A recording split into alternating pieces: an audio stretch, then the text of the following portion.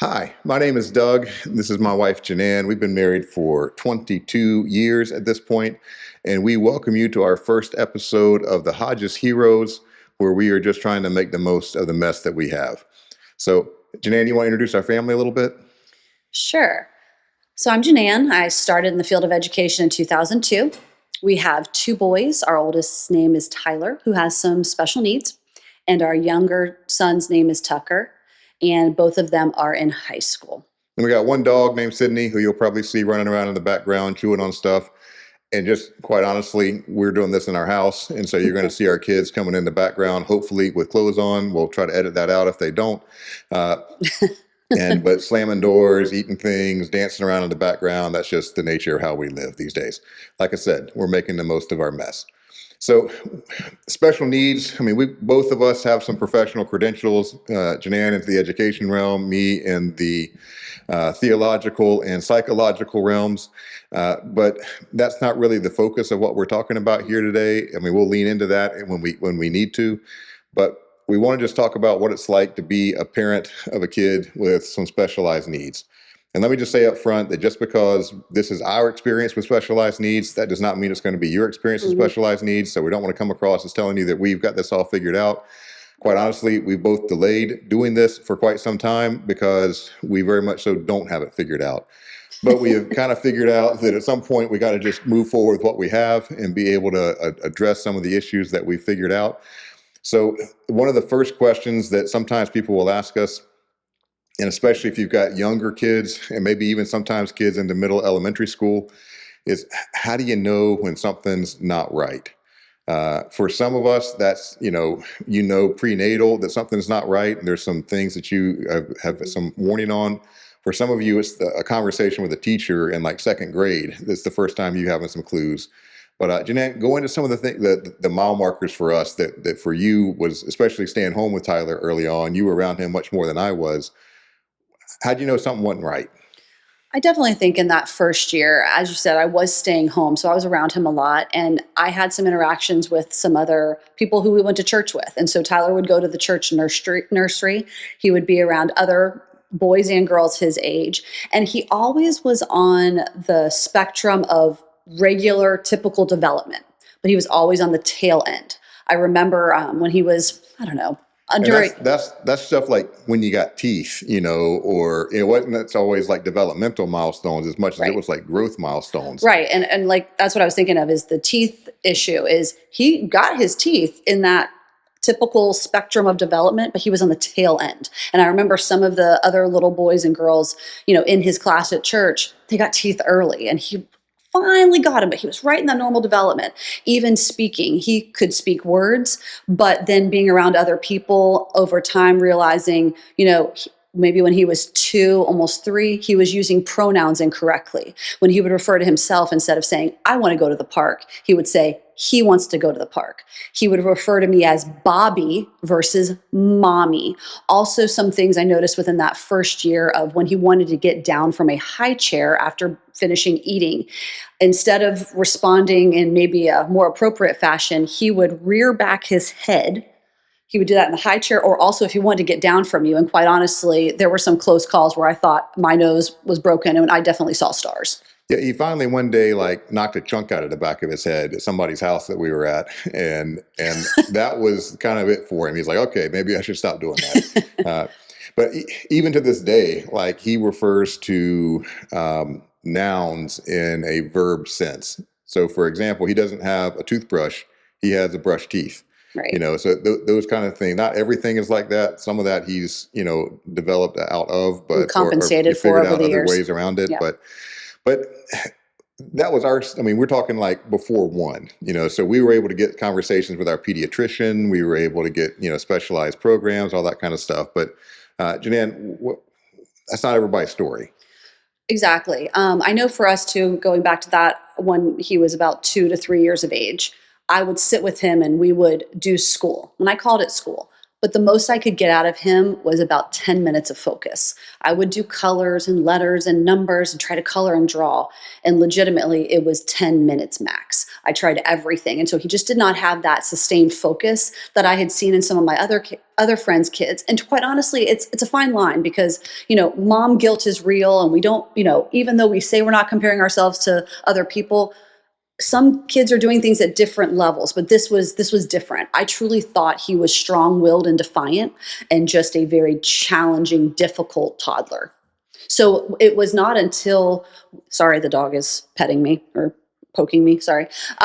It wasn't until we realized that he got diagnosed with, mild obstructive sleep apnea at the age of 3, that we realized there were some other things going on. Yeah, he would snore at night really bad. You could hear him all over the house. I mean, it's something we just kind of had to get used to because he would legit 3 rooms away would be snoring like a 80-year-old man kind of snoring. And he would have pauses in breathing. So if we ever had to share a room with him, like at a hotel or somewhere, it would be like major gaps of breathing and it would scare you to death. So we realized after a lovely sleep study, do you remember that you had to take him to? Yeah, let's not talk about that. Okay. At the age of 3. I need some trauma work on that one still. So that he ended up having surgery and had tonsil adenoidectomy at about the age of 3.5. And I will tell you that made a big difference. In the midst of this, we also had his younger brother who was 6 months old and also not sleeping. So really around the stages of... Yeah, we hadn't slept in 18 years. Yeah. So just... That's why I have these permanent bags. They're just not going away. So anyhow, that was our experience. So Doug, do you remember what happened when we took him to the pediatrician? So the pediatrician had known my family since, he was my pediatrician, Right. So they had known us for like generations, of things. My mom was like a patient at the old practice kind of stuff back in the day. And the pediatrician would basically just keep telling us, hey, this is Tyler. This is just Tyler. It's the spectrum that he's on. But they didn't say the word spectrum, though. Well, he's still on the norm. Like he hits the norm. all the bell curves of all of the standard ages of development. Sure. He was on the chart. He was on the low end of whatever that chart was for things like getting teeth, for things like he never crawled. Speaking.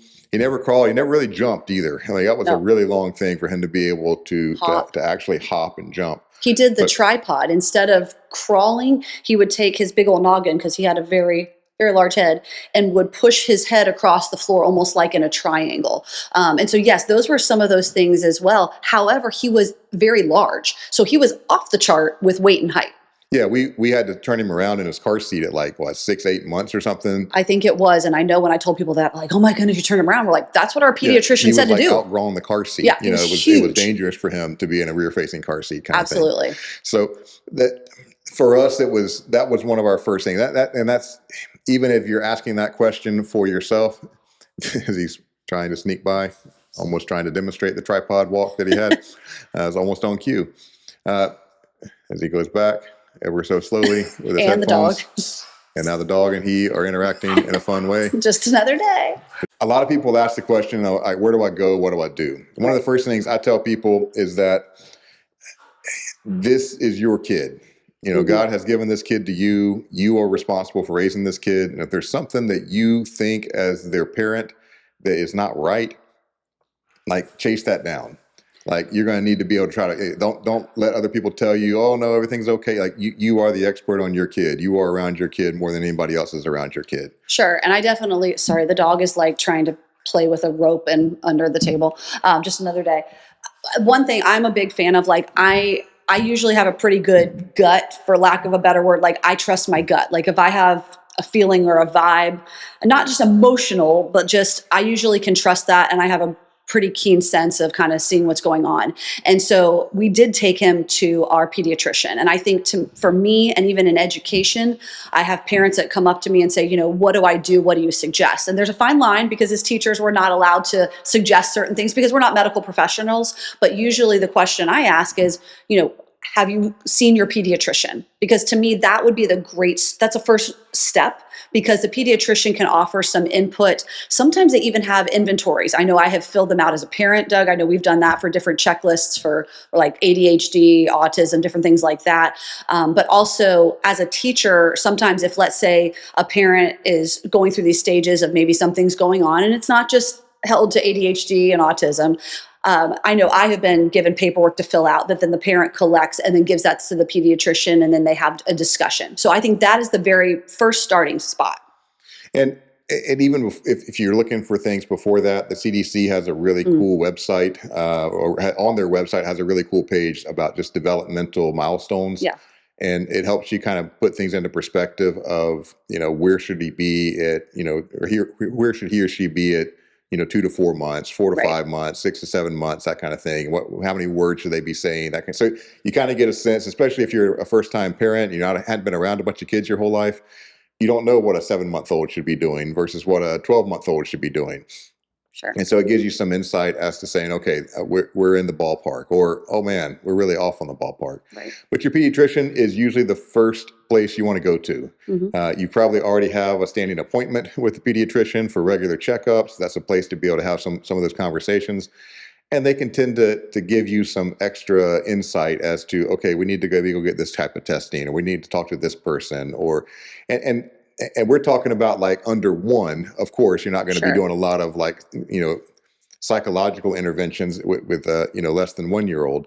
But even if you're at that ballpark of like, hey, you're in second grade and trying to figure things out, Sure. pediatrician's also a really good place to kind of have some of those conversations. Right. And it could be something simple as maybe your child's acting a certain way and you realize, oh my goodness, are getting chronic ear infections, or maybe they're having some vision things. So it could be something that's easily fixed, or it might be something that they might need a little bit more support. Now, if you are a parent and you are getting some information from the school system, whether you're private or public or charter or whatever you may be, sometimes obviously you're not under that 1 year of age. So what do you do? What happens when the teacher calls or the guidance counselor or a combination and they tell you, hey, your child is not performing on grade level, or they're seeing some things? What should you do?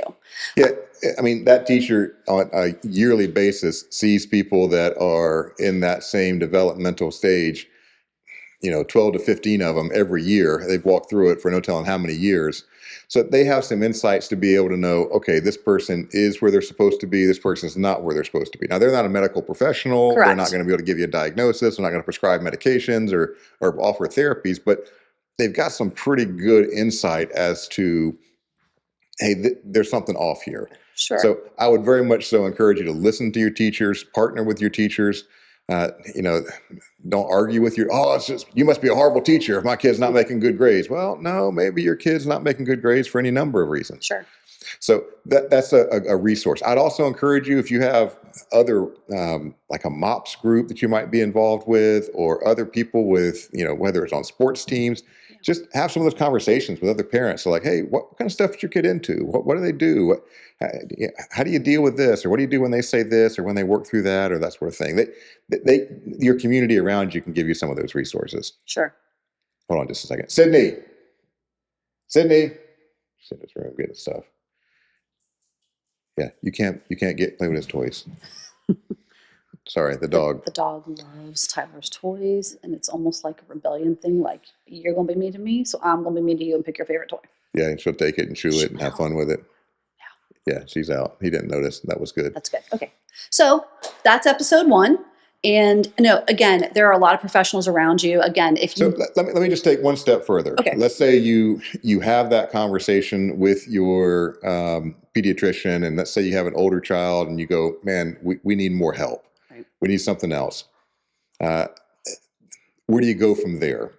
That might be, you want to talk about that now, or do you want to have that in our next episode? I think let's plan to do that at our next episode. You have the conversation at school. You're not exactly sure what to do. That's the next step. So we'll save that for our next episode. All right. Thanks so much, everybody. Thanks.